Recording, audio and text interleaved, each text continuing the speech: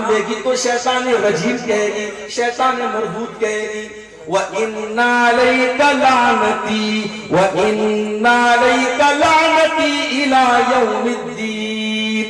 और इब्लीस, अब कयामत तक तेरे ऊपर मेरी लानत बरसती रहेगी, तू मेरी रहमतों से दूर रहेगा। अब कयामत तक तो मेरी रहमत का हकदार नहीं बन सकता, तू हमेशा हमेशा के लिए मेरी रहमतों से दूर हो गया।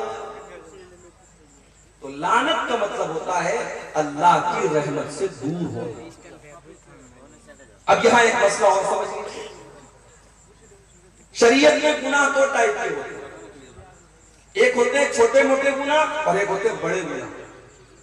छोटे मोटे गुनाह को क्या कहा जाता है? सगीरा। और बड़े गुनाहों को क्या कहा जाता है? कबीरा। अब कबीरा गुनाह की पहचान क्या है? बहुत सारी पहचान है। उसमें एक पहचान ये है कि जिस गुनाह का नाम लेकर के लानत की गई है, कुरान में हदीस में जिस गुनाह के बारे में ये कहा गया हो इसके करने वाले पर अल्लाह की लानत, तो समझ जाओ कि वो गुनाह कबीरा है, वो बहुत बड़ा गुनाह है। और जब तक हम तौबा नहीं करेंगे वो माफ होने वाला नहीं है। कितनी बात समझ में आ गई?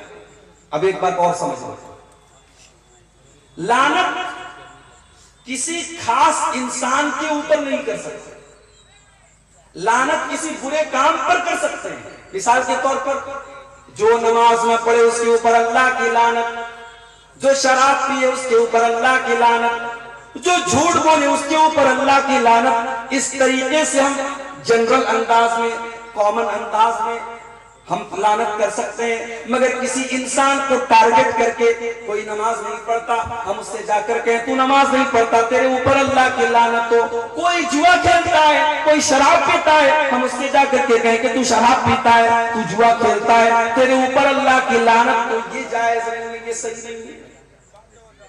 किसी एक इंसान को टारगेट करके आप लानत नहीं कर सकते। लानत हम आम अंदाज में, एक जनरल अंदाज में, कॉमन अंदाज में कर सकते। अच्छा, किसी चीज को लानत नहीं कर सकते। एक मरतबा एक सहाबी जा रहे थे, रास्ते से बहुत तेज हवा चल रही थी। अब जब हवा बहुत तेज चली तो उनकी चादर उनके कंधे से गिर गई।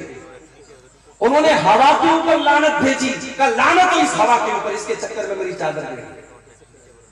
अल्लाह के नबी के कानों में सहाबी के चुगले पड़ गए।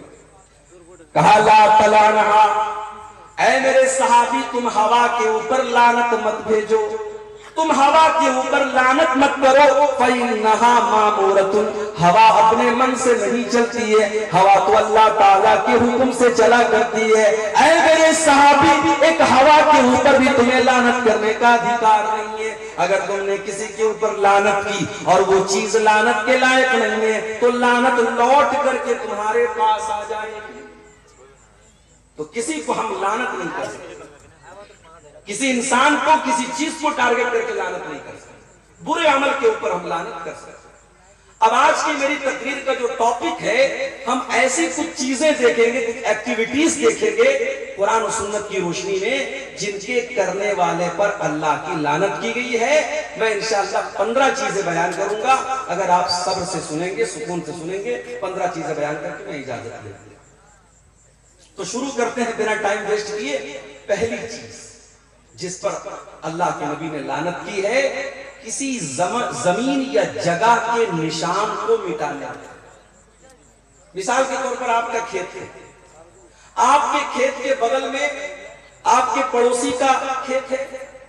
अब आप क्या कर रहे हैं? बाउंड्री को आप मिटा रहे हैं ताकि आप उसके खेत में 2-4 मीटर 2-4 फीट आप उसके खेत में बेईमानी कर लें। जमीन के निशान को मिटाना ये भी लानत वाला काम है। दलील क्या है? दलील बुखारी शरीफ की हदीस। हजरत अली से किसी ने कहा, ऐ अली, अल्लाह के प्यारे नबी ने आपको जो राज की बातें बताई है वो हमको बता दीजिए। हजरत अली नाराज हो गए, कहा नहीं नहीं, अल्लाह के नबी ने कोई ऐसी बात हमें नहीं बताई है जो और लोगों को न बताई हो।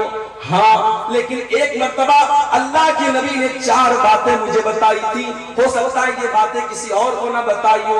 अल्लाह के नबी ने फरमाया, लानल्लाहु मन लान वालिदहु, अल्लाह की लानत हो उस इंसान के ऊपर जो अपने बाप के ऊपर